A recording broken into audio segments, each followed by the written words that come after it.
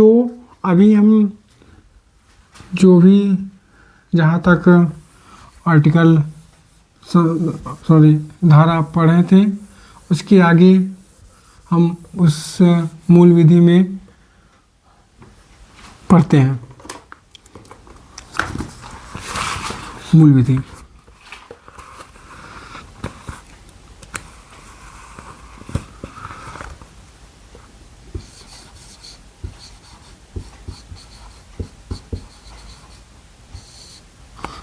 में हमने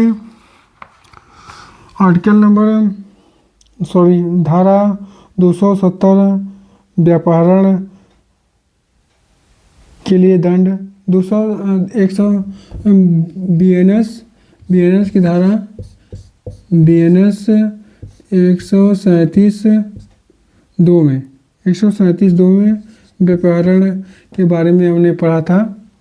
और इसके आगे आईपीसी की धारा 363 में 363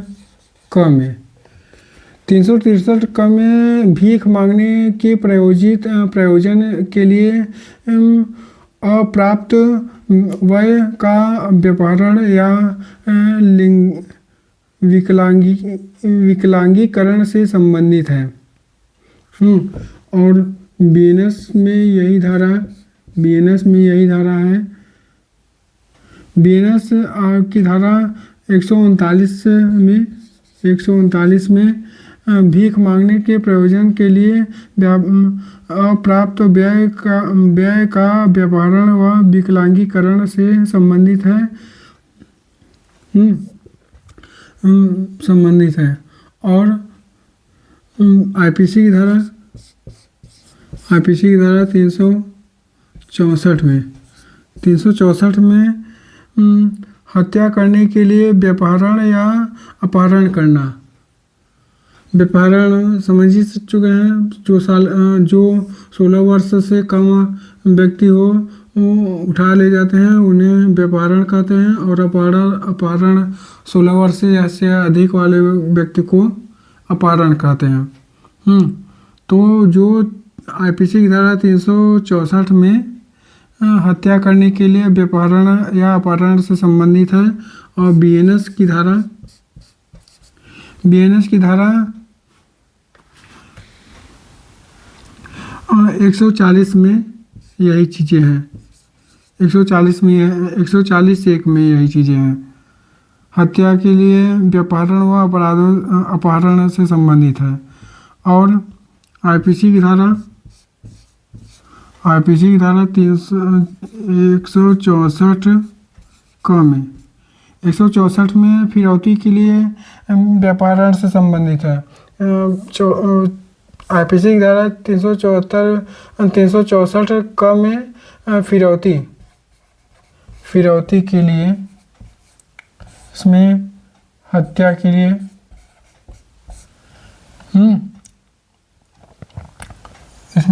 लिए इसमें विकलांगिता के लिए अगर भीख मंगवाने के लिए विकलांग कर देते हैं, ऐसी चीज़ें हैं।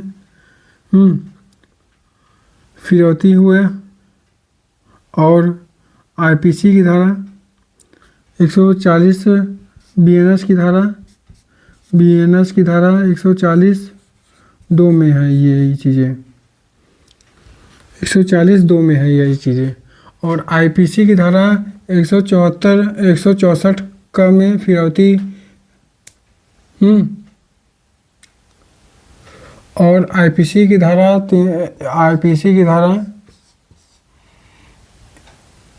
366 में 366 ख में 366 ख में। और बीएनएस की धारा 141 में आईपीसी की धारा विदेश से लड़कियों का आयात है। विदेश से लड़कियों का आयात अगर कोई करता है तो ये इसके अंदर प्रावधान है।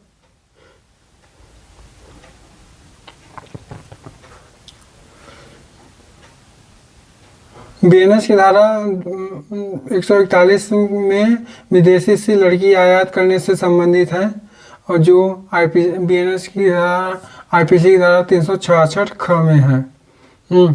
आईपीसी की धारा 375 आईपीसी की धारा 375 में 375 में, और बीएनएस की धारा 63 में। इसमें है बलात्कार, रेप करने वाले धारा लगेगी 375 और 63। और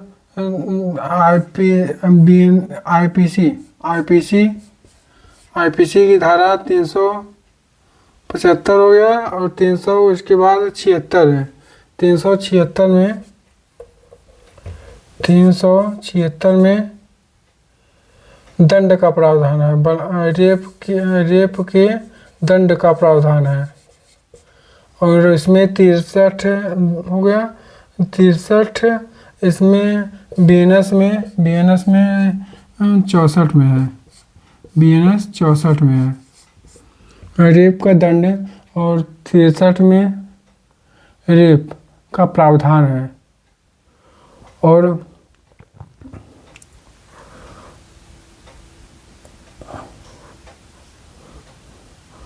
दंड विधि अधिनियम 2013 के अनुसार रेप के अपराध में अब मृत्यु दंड भी दिया जा सकता है। दंड विधि अधिनियम संशोधन किया गया, जिसमें से 2013 में संशोधन किया गया था, जो निर्भया केस मामला था। इसके बाद इस चीज़ों को बदला गया, और जिसमें से एक व्यक्ति नाबालिग होने के कारण उस व्यक्ति को छोड़ दिया गया कानून के अनुसार। इसमें रूल बदले गए फिर उसके बाद 2013 में। इसमें फिर उसके बाद व्यक्ति को भारतीय आईपीसी की धारा 376 में दंड विधि संशोधन अधिनियम 2018 द्वारा संशोधन किया गया। इसमें 376 ख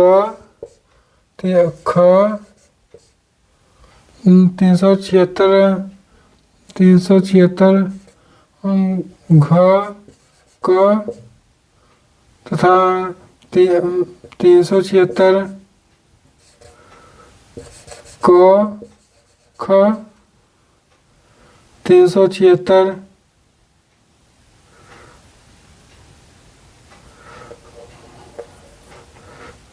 घ ख 376 जोड़ा गया। ये सारी चीज़ें जोड़ी गई हैं 2013 के संशोधन के बाद। दंड विधि संशोधन अधिनियम 2013 के अनुसार कुछ चीज़ें ऐसे क ख करके क घ करके चीज़ें जोड़ी गई। फिर उसके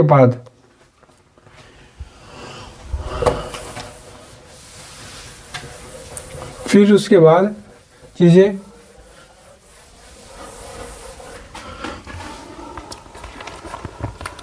इसमें फिर 376 में धारा 376 में आईपीसी की धारा 376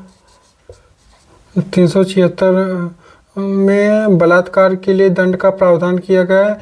इसकी अवधि 10 वर्ष से कम नहीं होगी, जो बढ़कर आजीवन कारावास हो गया है, और जुर्माने से भी दंडित किया जाएगा। बीएनएस की धारा